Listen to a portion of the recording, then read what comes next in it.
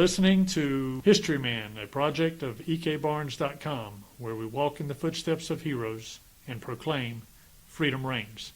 On today's episode, we're talking to Joseph Johnson from Cherokee County, South Carolina, and the engagement at Fort Thicketty. Welcome, Joseph. Thanks, Eric. Appreciate being here. Joseph, the upstate of South Carolina is replete with a number of skirmishes, battles, engagements in the Revolutionary War that have literally been lost to the history books. Very few know about them.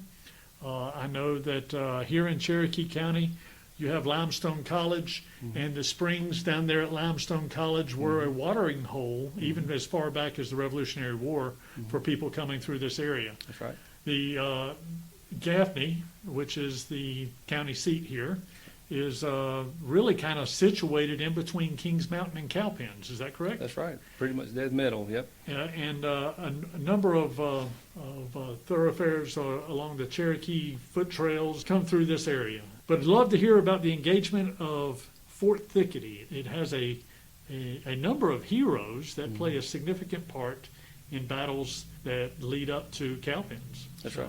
Let me just kind of give a little background in my involvement with the fort. Fort Thicketty is located in the kind of southern part of Cherokee County. It's actually an area called Gocher. That's kind of the colloquial area, Gocher. It's located behind Gocher Elementary School, which is where actually I went to elementary school. I didn't mention that to you earlier. So I grew up going to school and knowing about Fort Thicketty. It was kind of one of those things you hear people talk about but don't really know a whole lot about. So in my adult life, after I graduated from Gocher Elementary, I became a board member of an organization called CHAPS. And CHAPS is the Cherokee Historical and Preservation Society. Basically, it's a group that was formed in the 60s, and the purpose is to promote and preserve history in Cherokee County.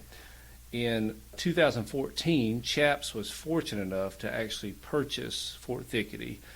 The fort, where it stood and where one of the buildings still remains, was in a family name for at least 100 years, maybe 200 years. So when we got it in 2014, it was very exciting because we had a goal of preserving the property and hopefully, and that's still our hope, to one day build it up the way it was back in the 18th century. So as I said, CHAPS was fortunate to get that in 2014. Fort Thicketty is a little bit difficult to research, and we'll talk more about that in a little while because of a couple of reasons. One, when we spell Thicketty, the way I spell it, most history books spell it, is with two T's at the end, T at the beginning, two at the end. Sometimes you'll see it with only one T at the end. It's also known as Fort Anderson. It's got an AKA on it, and that kind of makes it difficult for research purposes because, Eric, as you're aware, there's a very popular Anderson name in South Carolina. You go to the archives and start trying to find things about the word and using the keyword Anderson, it kind of mixes things up. So it kind of makes it a little difficult. But what we do know, the limited history we know about Fort Thicketty, is that it was built around 1760 during the Cherokee War. It was designed as a shelter to protect against Native American raids.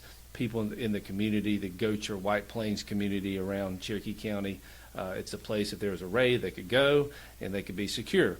And it was the construction on it is questionable at this time. We've not been fortunate enough to do a lot of intensive archaeological research. We've done some scanning and some digging, but nothing of a great magnitude.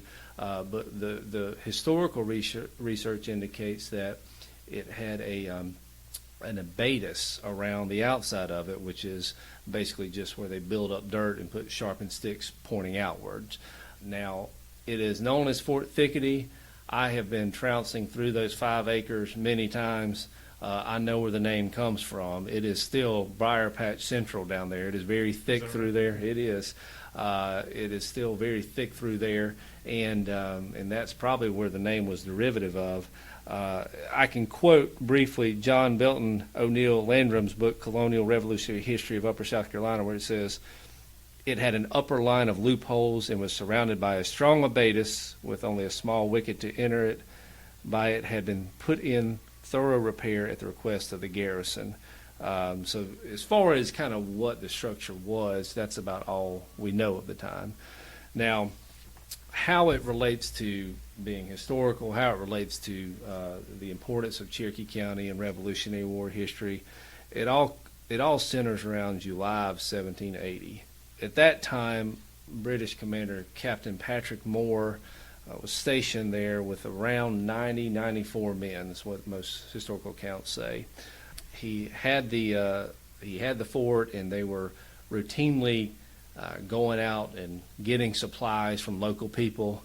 The local people got fed up with it and finally got some Patriot soldiers to kind of band together and try to help resolve this issue. Because Tryon, North Carolina was like a hotbed as well for the Patriot movement, right? That's right. And we had General Rutherford in the area. We had General Sumter, kind of from South Carolina. He was over in the New Acquisition District over there somewhere. And the British were right in the middle.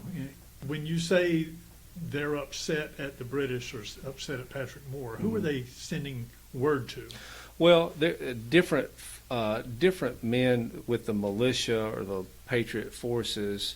Again, some of the research on this is spotty at best. Most of the research that deals with Fort Thicketty is how a lot of research begins in these types of cases is through pension records and finding out from widows.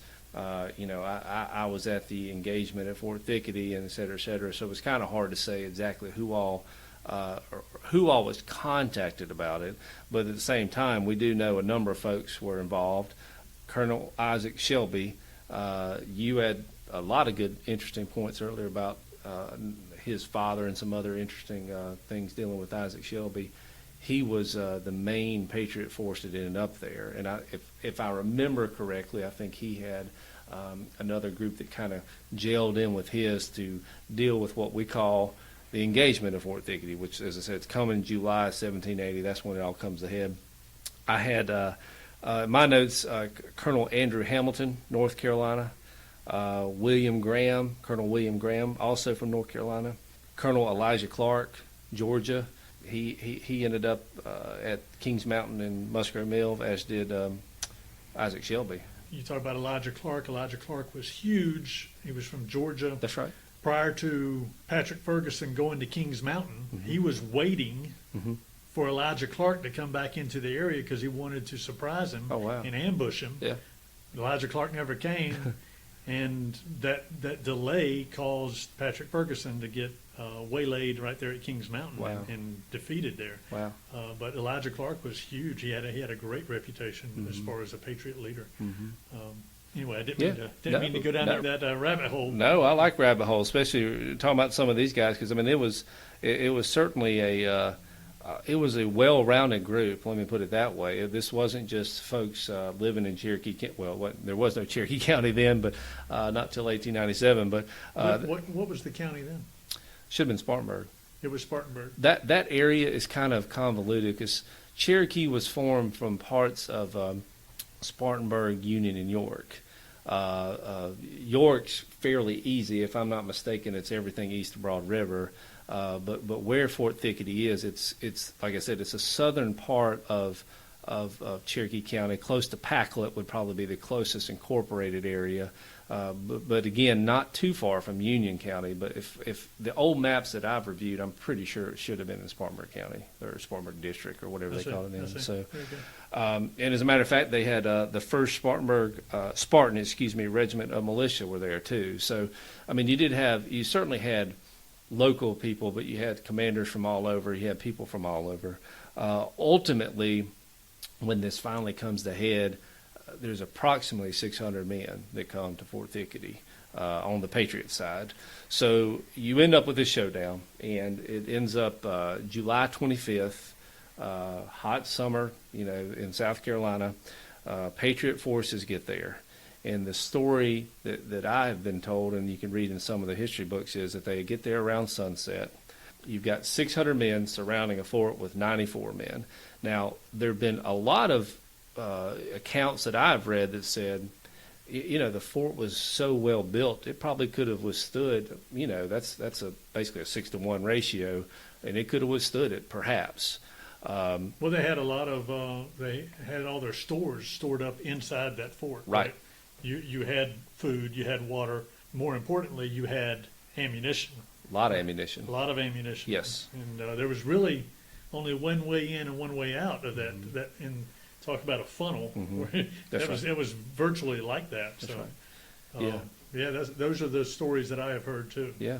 And going out to the site, the present day site, the topography is clear. It's the high ground. I mean, it is the high ground of the area, and you can clearly see that would have been beneficial to whoever had it. But the story is that near sunset, the forces kind of show up. They kind of circle it. They kind of, they get around the fort, and they basically demand to Captain Moore to surrender. Moore basically replies, more or less, "We'll fight to the last man." And so at sunrise, that's July 26th now, Isaac Shelby tells the 600 men to kind of move closer to the fort so that Captain Moore can get a better appreciation of the numbers, because supposedly at night, and they may have been a little more spread out, couldn't really see the odds at that point. Were there any shots? Had any shots been fired up until that point? Not to any record. That's the big kind of historical note about Fort Thicketty, is as far as I've ever been able to research, folks at Chat's been able to research, apparently no shots have been fired, is All what right. we know so far. So with that, and spoiler alert, this is what's going to happen. The 600 men come in. Captain Moore sees the numbers, and his bold promise he would never surrender quickly changes course, and he surrenders without anybody firing a shot. And so what that essentially means is all of those men, of course, are taken prisoner.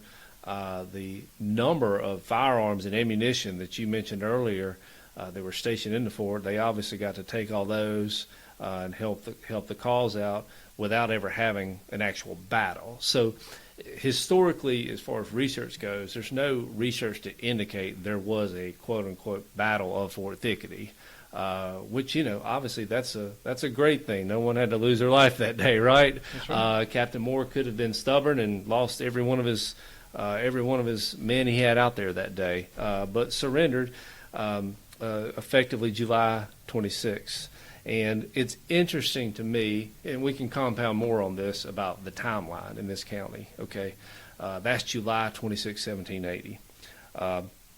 August 19th, same year, Musgrove Mill, right down the road. October 7th, northeast corner of Cherokee County, that's Kings Mountain, okay? That's where Shelby was again, and as well as Elijah Clark, we mentioned earlier. And then January 17th, the next year, Cowpens. And so Cherokee County is in a unique place, being the smallest county in the state, but having some of the most important battles of our American Revolution.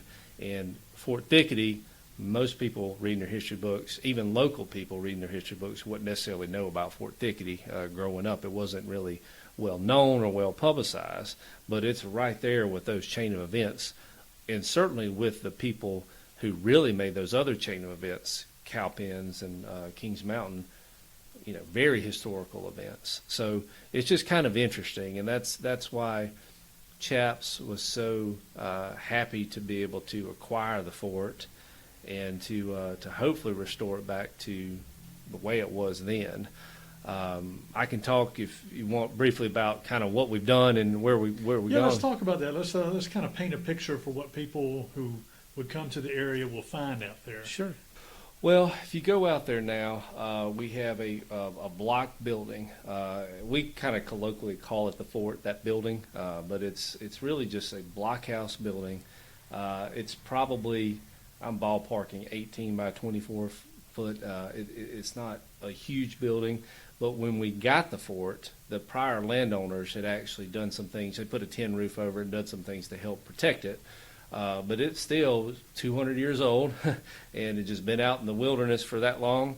and it needed a lot of help. As a matter of fact, it was probably sits about 30 feet off the road, and when we got it, the just overgrowth, mostly kudzu and vines and stuff like that, you couldn't even see it from the road. I mean, it was that kind of overtaken with weeds and things. So we were very fortunate to be able to secure some additional logs. There was a farmhouse down the road towards Union, down 18 towards Union, near the Grindle Shoals area. That's where Morgan came from there to Cowpens. And that house looked like a normal farmhouse, but it actually was a cabin they had put siding around and built, kind of added other rooms to. It was a cabin from that era. It was, that's right. It was. We had our experts look at it, and the logs on the cabin, the one we were going to acquire, looked identical to Fort Thicketty. So we were very fortunate to have some logs, because the building we were restoring, some of the logs had some damage, termites, that sort of thing, and some of them weren't really, the corners, we kind of had to tighten up, so to speak. So not only that, the original block building would have been kind of a 1.5-story building. So we needed the extra logs to kind of get that extra half story, because when we acquired it, it basically was the log above the doorway was the top of it. So we needed kind of 4 or 5 more logs of height, so to speak. Do you have any idea what the building materials were? I've heard pine. I've had somebody say pine. You can still see on the ends. I mean, you can still see the rings from the trees. They're pretty thick. I mean, they're up to the thickest part, because they're kind of probably 6 inches wide and about a foot wide the other way, if you want to look at it that way, and 20 feet long. My understanding was they probably were pine. Okay. But it's you can see the hand cut. You can see every cut on those on the logs out there, and it's interesting dynamic between that, and if you've been out there, there's a barn beside it, and the barn itself is pretty impressive. It's probably over 100 years old, but these guys that examine these things, no, that's machine cut wood. You just look at it and tell, even though it's 100 years old. Sure. So anyway, that's been the main priority in getting the property was, let's secure the block building, let's make sure it doesn't fall in, and let's get it back to the way it was. And that's what we were able to do. We were very fortunate to have those extra logs brought down, and as I said, that's been a big work in progress. We've also had some amateur and professional scanners come out, metal detectors, that sort of thing. Had some folks from the archaeological group in Columbia. They had the only thing they could say period wise is they found a button, uniform type button or coat type button that would have been era appropriate. But you and I've mentioned that was a farmland, and kind of going to be difficult without a battle, with the land being tilled over as a farmland. Going to be difficult perhaps to find some actual artifacts out there. Notably, when the fort was taken over, a lot of the accounts, even the one you had shown me earlier today, mentions like 250 muskets. I mean, a number of guns.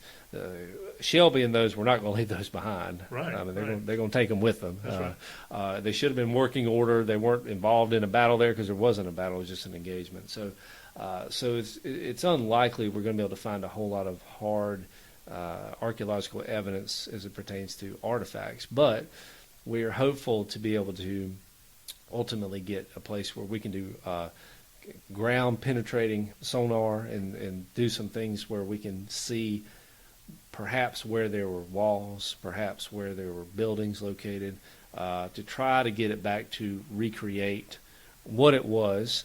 I mentioned earlier we had a young man named Tilden Fowler. Tilden built us as an Eagle Scout project. Local kid from community approached us. I mean, we just we didn't know him before then. He came out, approached us about doing this trail and parking lot for us. So Tilden came out, did a great job, and that's what we're very happy about. Everybody, most of the people that, I'm not going to say everybody, because we've had a lot of people from other areas come. Some folks from Greenville have come and help us with the fort, but it's been a really good local community effort. We've got people that live down the road who've come and done work on their days off. We've had a lot of good volunteers to come help us, and we're hoping to really expand that. So what are your future plans out there, real quickly? Well, it's hopeful that we can get some funding, and using the funding, we can get some archaeological surveys. If we get those completed, and we can get a better map, a road map of what happened on site, we can build out there, make it like it was, make it a part like cow pens, make it, cow pens in Kings Mountain are interesting because they were just kind of fields out there. They just happened to be where people met up and had battles. We can actually perhaps recreate an actual structure and have people come out and see an actual fort, and have kids come and do field trips and make it a park out there. It wouldn't be massive. We own 5 acres, but it's one of those things where it could really be tied into the history of Cherokee County. So. It's interesting. Gaffney is really kind of a hub in this community. That's right. You can come to Gaffney, walk around some of the places around here, go to Fort Thicketty. Mm-hmm. You can go to the museum you were talking about. That's right. Which happens to be on that racetrack. That's right. That muster ground. That's right. From years ago. That's right. You can walk down to the springs down at Limestone College where they would water their horses, and this was kind of a resting spot even during the time of the Revolutionary War. Yeah. But you got Kings Mountain That's down right. the road. That's right. You got Cowpens on the other way. That's right. You got Musgrove Mills south of here. That's right. And this is just kind of like a little hub right It here is. where you could go and see all those places and then come back to Gaffney and spend some time here. It is. And it is a kind of a calling card for Isaac Shelby during the Revolutionary War, a hero of Kings Mountain, a hero of the upstate, a hero of the Over the Mountain Men. That's right. And That's right. this is right along the victory trail of the Over the Mountain Men, too. That's right. So, cool stuff. It is. So tell me, what would you want people to take away from here? Certainly, kind of what we were just discussing, that Cherokee County is kind of, we sometimes call it where America got started. It's Battle of Cowpens and Kings Mountain are undoubtedly huge turning points in the war, and it created the momentum that got us to Yorktown. Thicketty, by no means was Thicketty it wasn't a battle, so it wasn't a major event, but it's tied into all that. It's tied in with the folks that were there. It's tied in with the area.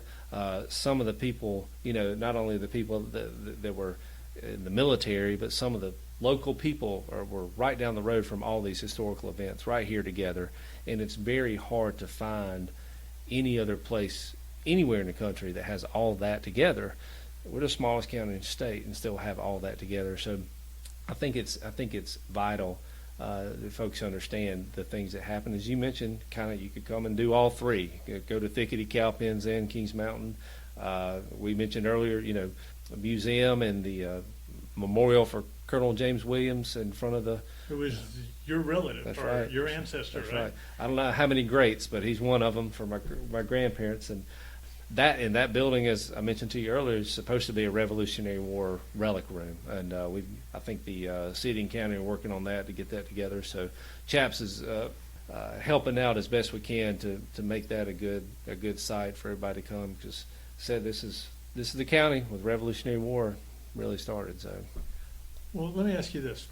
As we finish up our time here, Sure. What does liberty mean to you? To me, it's certainly one of those things that I don't think that we ever need to take what those people did then, and certainly what a number of people done since then, for granted.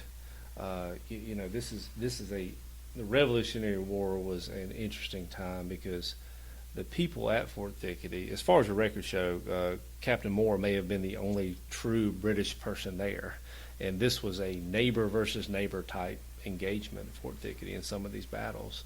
And the people, obviously we want to think, and we all agree we were on the right side of the equation for that, and that certainly you had to kind of do the thing you had to do to oppress tyranny. And I just think, when I think of liberty in our country and what's happened with that war or subsequent wars, I never want to take it for granted. I think liberty to me means you continually appreciate what you have. We have a lot in this country a lot of countries don't have, and a lot of people have fought and died to protect that and preserve that and keep that going. So, Well, thank you so much.